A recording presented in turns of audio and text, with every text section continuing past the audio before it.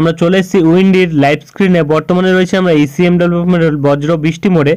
তো যেটা আমরা পাচ্ছি এই মুহূর্তে কিন্তু আমাদের দক্ষিণবঙ্গে বৃষ্টি থাকছে আজ দুপুরবেলার দিকে, যেটা কিন্তু দক্ষিণ চব্বিশ পরগনার সুন্দরবন এবং হলদিবাড়ি এবং তাই সাথে কিন্তু এই সাইডে গোসাবার দক্ষিণ ভাগে, দক্ষিণ পূর্ব ভাগে এবং কুমিরমারিরও কিন্তু দক্ষিণ পূর্ব ভাগে থাকছে বৃষ্টি, যেটা কিন্তু আমরা বর্তমানে পাচ্ছি।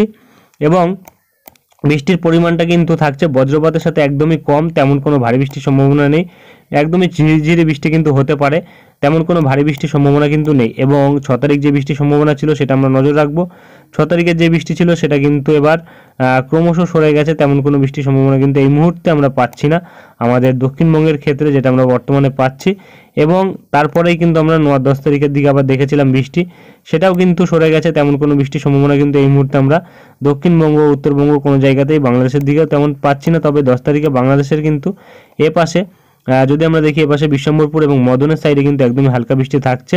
অর্থাৎ গতকাল যা আপডেট দিয়েছিলাম আমরা তার থেকে কিন্তু আপডেটে পরিবর্তন ঘটেছে, একদমই কিন্তু পরিবর্তন অনেকটাই থাকছে, কারণ তেমন কোনো বৃষ্টির সম্ভাবনা কিন্তু এই মুহূর্তে আমরা দক্ষিণবঙ্গের দিকে পাচ্ছি না। এবং ক্রমশ যদি আমরা এগিয়ে যাই 14-15 তারিখের দিকে তেমন কোনো বৃষ্টি নেই, তবে একটা লো প্রেশার এরিয়া কিন্তু এপাশে আমাদের দক্ষিণবঙ্গ সহ বাংলাদেশের ওপর কিন্তু বিরাজমান রয়েছে, যেটা আমরা বর্তমানে পাচ্ছি।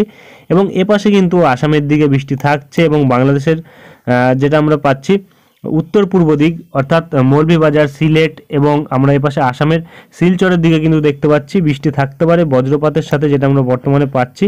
এবং 16 তারিখের দিকে কিন্তু যে বৃষ্টির সম্ভাবনা ছিল সেটাও কিন্তু আমরা দেখতে পাচ্ছি, তেমনভাবে কোনো বৃষ্টি নেই এই মুহূর্তে।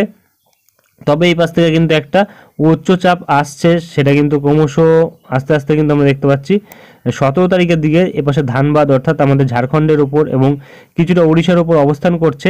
এবং ক্রমশ 18 তারিখ অর্থাৎ আগামীকালের আপডেট আসলে বোঝা যাবে যে বৃষ্টিটা ক্রমশ আসছে কিনা আমাদের দক্ষিণবঙ্গের দিকে, তেমন কোনো পরিবর্তন কিন্তু নেই। অপর দিকে যদি আমরা এপাশে দেখি লো প্রেশার এরিয়াটা কিন্তু রয়েছে এপাশেই আমাদের বঙ্গোপসাগরের ওপরই, এবং এরই সাথে কিন্তু একটু শক্তি ক্রমশ বাড়িয়েছে, যেটা আমরা বর্তমানে পাচ্ছি।